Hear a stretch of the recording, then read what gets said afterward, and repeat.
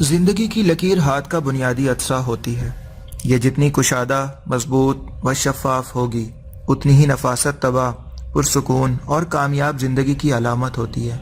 ऐसे अफराद में क़ुव्वत मुदाफ़ियत ज़्यादा होती है, जिससे बीमारियाँ हमलावर नहीं हो पाती। बहुत से लोग हाथ दिखाते ही सवाल करते हैं कि उनकी ज़िंदगी कितनी है।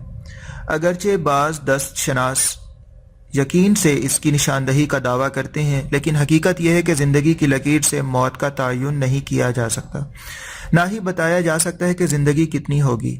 बहुत से दस्त शनास लोगों को उलझाकर पैसे ऐंठ लेते और उन्हें तशवीश में मुब्तला कर देते हैं। मैंने खुद कई ऐसे लोगों के हाथ देखे हैं जिनकी ज़िंदगी की लकीर साफ सुथरी और मजबूत थी, लेकिन नागहानी मौत ने उन्हें आन लिया और इस बारे मेरे नज़रियात मज़ीद मजबूत हो गए।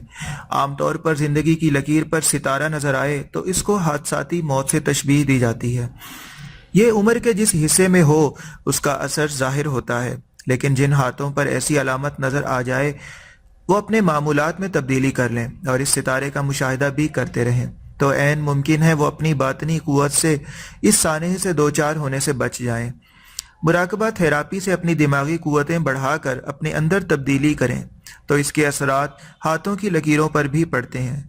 ज़िंदगी की लकीर से हवादिसात और बीमारियों के बारे में अंदाज़ा लगाया जा सकता है।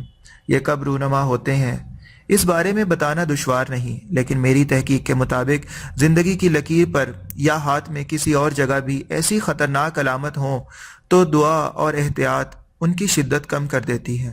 ऐसे हाथों में आमतौर पर ज़िंदगी के शिकस्ता हिस्से के अंदर दोहरी लकीर होती है, जो मुख्तसर भी हो सकती है और तवील भी।